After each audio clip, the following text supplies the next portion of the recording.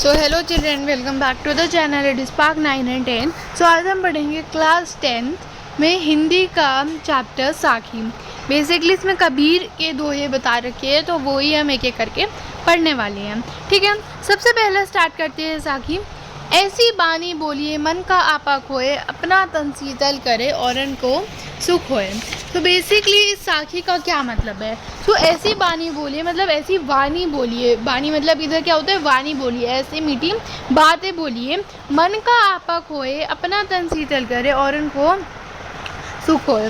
तो इसमें कबीरदास जी कहते हैं कि जब हम अपने मन की ईगो को, अहंकार को त्याग करके हम एक ऐसी मीठी वाणी का प्रयोग करते हैं जिसमें हमारा मन भी स्वस्थ रहता है और दूसरों को भी कोई कष्ट नहीं होता। ठीक है, तो जब हम ऐसी मीठी वाणी का प्रयोग करते हैं तो सबसे पहले तो हमारा तन मन स्वस्थ रहता है और दूसरों को भी कोई कष्ट नहीं होता।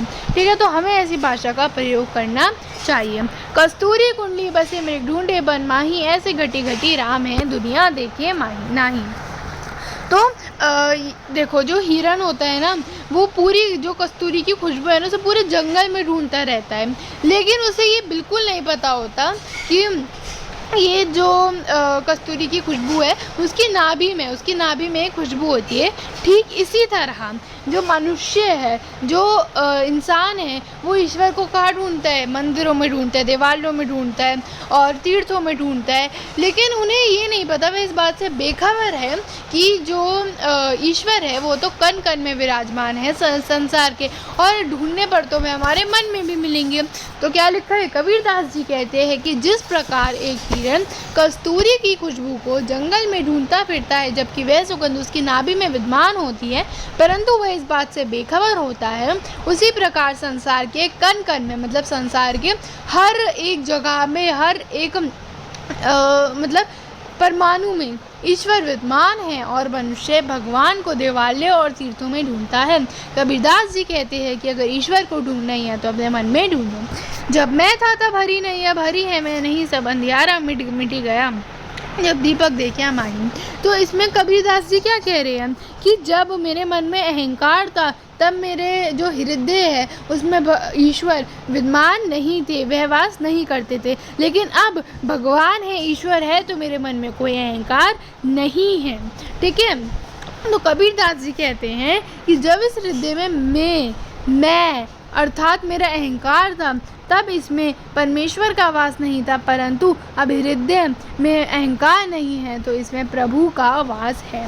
ठीक है, अब नेक्स्ट लाइन क्या बोली गई है? इसमें जो अंधियारा है ना, उसका मतलब होता है अज्ञान, मतलब ज्ञान नहीं है, और इस पर जो दीपक मतलब होता है वो होता है ईश्वर। तो दीपक का तात्पर्य है ईश्वर दर्शन से। तो इधर ईश्वर को सर्वोच्च ज्ञान कहा गया है, अर्थात जब किसी को सर्वोच्च ज्ञान मतलब ईश्वर के दर्शन हो जाए तो उसका सारा अज्ञान दूर होना संभव है।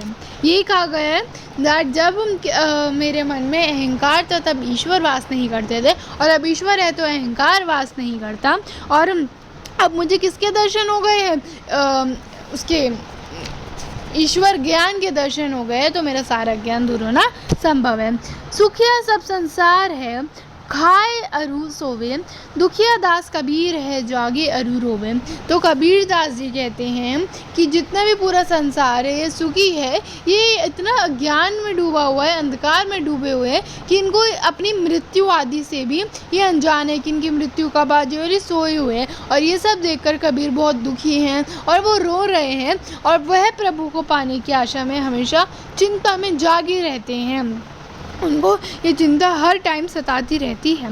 तो कबीर जी कहते हैं कि संसार के लोग अज्ञान रूपी अंधकार में डूबे हुए हैं, अपनी मृत्यु आदि से भी वह अनजान सोए हुए हैं। यह सब देखकर कबीर दुखी हैं और वह रो रहे हैं, वह प्रभु को पाने की आशा हमेशा चिंता में जागे रहते हैं। निंदक नेड़ा राखिए, अंगानी कुटी बंधाई, बिन साबन पानी बिना निर्मल कर सुभाई।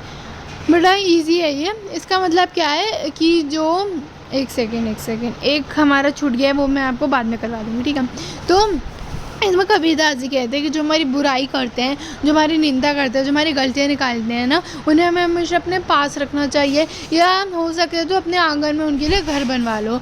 मतलब कि ये कह रहे हैं दैट उन्हें आसपास रखो, क्यों? ताकि वो हमारी गलतियाँ निकाले और हम उसे सुधार सकें। और इससे क्या होगा, जो हमारा स्वभाव है, जो हमारा नेचर है, वो बिना साबुन और पानी की मदद से ही निर्मल हो जाएगा, साफ़ हो जाएगा।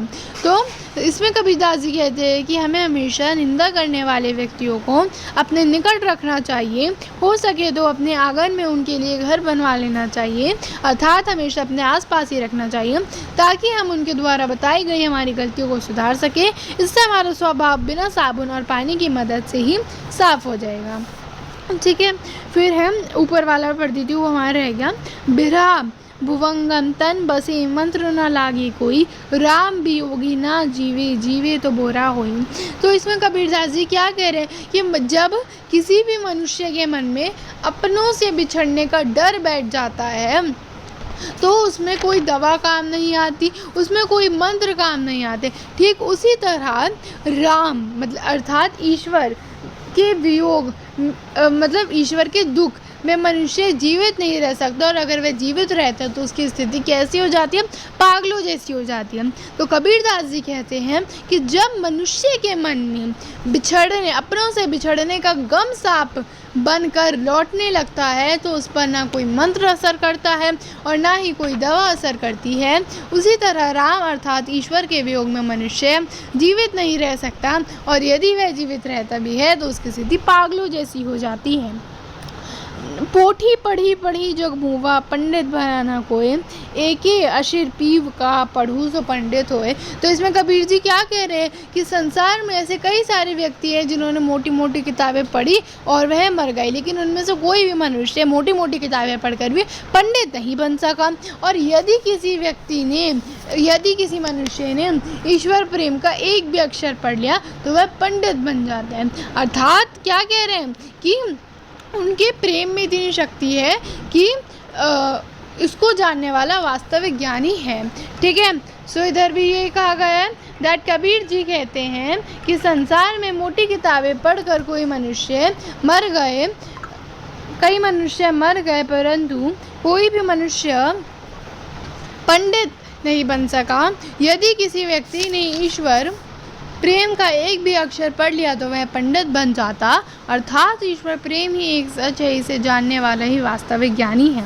लास्ट पढ़ते हैं, हम घर जाल्या अपान लिया मुरादा हाथी, अब घर जालो ताश का जे चले हमारे साथी। तो इसमें कबीरदास जी क्या कह रहे हैं कि उन्होंने अपने हाथों से अपना घर जला दिया, मतलब उन्होंने जितनी भी मोह माया थी वह त्याग दी, और अब उनके हाथों में जलती हुई लकड़ी है, मतलब कि ज्ञान है, और अब जो कोई भी उनके साथ चलना चाहते हैं वे उनकी मदद कर रहे हैं मोह माया को त्यागने में। तो कबीरदास जी कहते हैं कि उन्होंने अपने हाथों से अपना घर जला दिया है, अर्थात उन्होंने मोह माया रूपी घर को जलाकर ज्ञान प्राप्त कर लिया है। अब उनके हाथों में जलती हुई मशाल यानी लकड़ी है, यानी ज्ञान है, अब वे उसका घर जलाएंगे। जो उनके साथ चलना चाहते हैं अर्थात उसे भी मोह मुक्त होना होगा, जो ज्ञान प्राप्त करना चाहता है। ठीक है, तो आई होप आपको ये साखी समझ में आई होगी। अगर आपको समझ में आई तो वीडियो को लाइक कर देना एंड चैनल को सब्सक्राइब कर देना।